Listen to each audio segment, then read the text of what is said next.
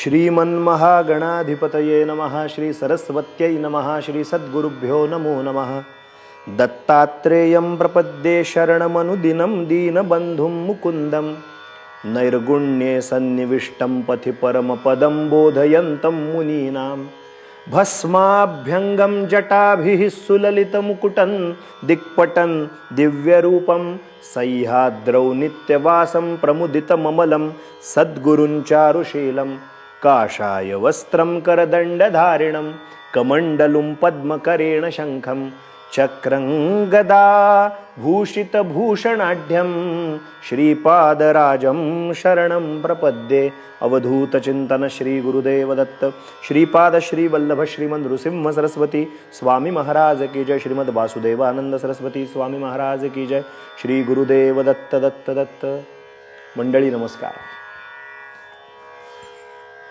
नारायण महाराज जालवणकरांचं दिव्य असं चरित्र आपण पाहत असताना त्यांच्या अनेक लीला, त्यांचा अधिकार, आपण कशा पद्धतीनं दत्त महाराजांची कृपा झाल्यानंतर तो साधक सिद्धावस्थेला पोचल्यानंतर त्याच्या संपर्कात येणाऱ्या लोकांच्यावरती कशा पद्धतीनं कृपानुग्रह होतो हे क्रमाक्रमानं आपण पाहिलं।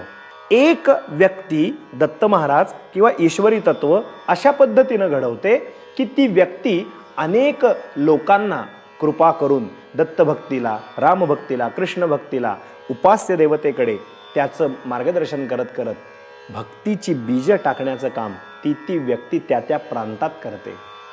मग एवढं महान कार्य करायचं होतं किंवा हे अशा पद्धतीचं कार्य चालू होतं म्हणूनच की काय त्यांचा पूर्वाश्रम म्हणजे गृहस्थाश्रम त्या पद्धतीनं रमण्याचा झाला नाही। गृहस्थाश्रमात ते रमूच शकले नाही। मागच्या अनेक जन्माचं घेऊन आलेले मूळ सिद्धबाबांच्याकडे त्या मथुरेत कृपा झालीच होती।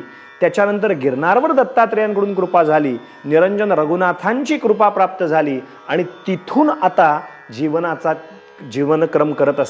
परिक्रम करत असताना ती जीवनाची यात्रा पुढच्या टप्प्यावर वळणावरती जात असताना देवासच्या राजांच्यावर कृपानुग्रह केल्यानंतर ग्वाल्हेरला पुन्हा एकदा महाराजांचं येणं झालं। गंगादास यांच्या धर्मशाळेमध्ये महाराजांचा मुक्काम होता। हा शेवटच्या खेपेला फक्त राहायला म्हणून आले होते बरं का। रोज महाराजांचं प्रवचन त्या गंगादास धर्मशाळेत व्हायचं ग्वाल्हेरला। तुफान गर्दी होऊ लागली।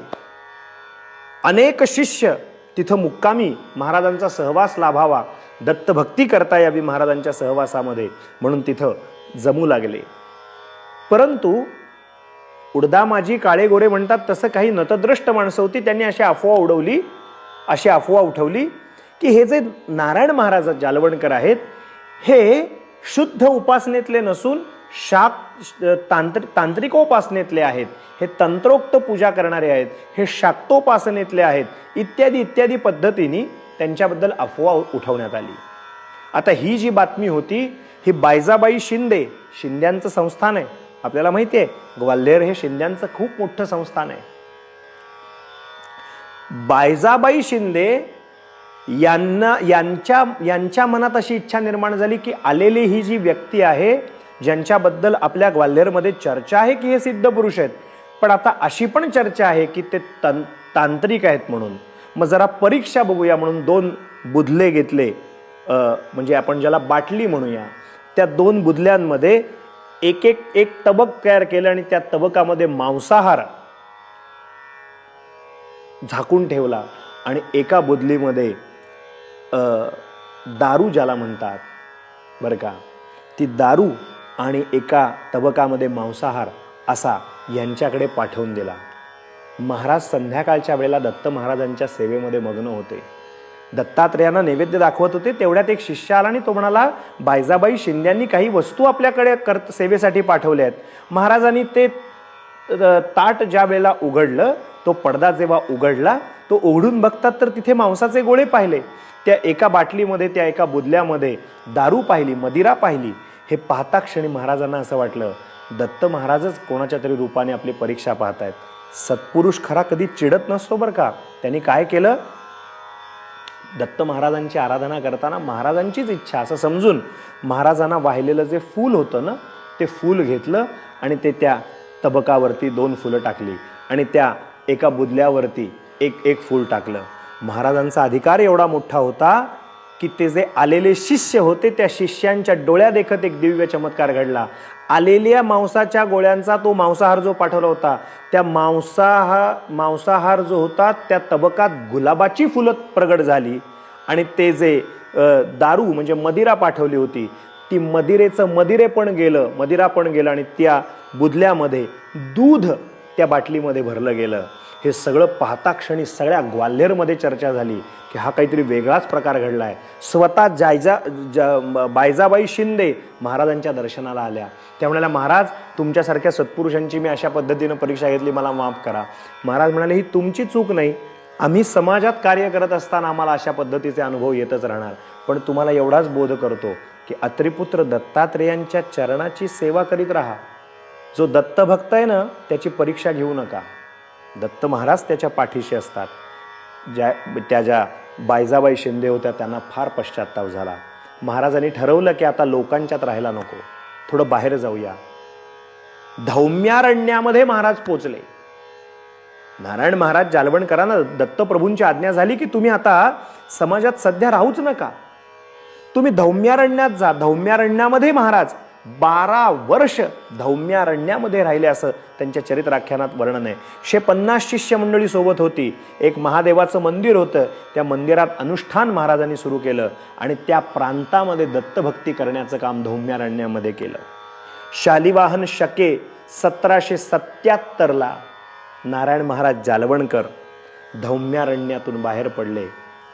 तप जे असतं ते 12 वर्षांचं असतं. मागे एकदा बोललोय की काय मला कल्पना नाही, परंतु आमचे महाराज म्हणायचे, ज्याला आयुष्यात आपली पत व्हावी असं वाटतं त्यांनी तप केलं पाहिजे. तप केली की आपली पत आपोआप वाढते. 12 वर्ष तपश्चर्या केली आणि आता नारायण महाराज काशीमध्ये आपल्या जीवनाचा उत्तरार्ध सुरू करायला म्हणून मुद्दाहून परत आले. नारायण महाराज काशीला पोचलेत ही वार्ता कानावरती पडता क्षणी जयाजी महाराज शिंदे, ग्वाल्हेरचे मुख्य राजे, ते पुन्हा काशीला आले आणि त्यांनी काशीला पालखी मेणा सजवला आणि सांगितलं, महाराज आम्ही आपला अधिकार ओळखला नाही, कारण मागची वार्ता आपण किस्सा ऐकलाय. बायजाबाई शिंद्यांकडनं काय चूक घडली होती ती, यांचा अधिकार कळून चुकला होता शिंदे घराण्याला. त्यांनी एक मेणा पाठवला आणि आपण परत ग्वाल्हेरला चला म्हणून प्रार्थना केली. पण महाराजांनी सांगितलं की आता आम्हाला ग्वाल्हेरला यायचं नाही. परत तो मेणा पाठवून दिला, परत ते पाठवून दिलं आणि महाराजांनी काशीत मुक्कामाला सुरुवात केली. काशीला मुक्काम सुरू केला. काय केलं महाराजांनी काशीमध्ये आपल्या जीवनाच्या उत्तरार्धात मी उद्याच्या चरित्राख्यानात आपल्याला सांगतो. आज इथेच वाणीला विराम देऊ. खूपच अद्भुत असं कार्य त्यांनी काशीला केलं. खूपच श्रवणीय असा उत्तरार्ध आपण उद्या पाहू. आज इथेच वाणीला विराम देऊ. अवधूत चिंतन श्री गुरुदेव दत्त दत्त दत्त.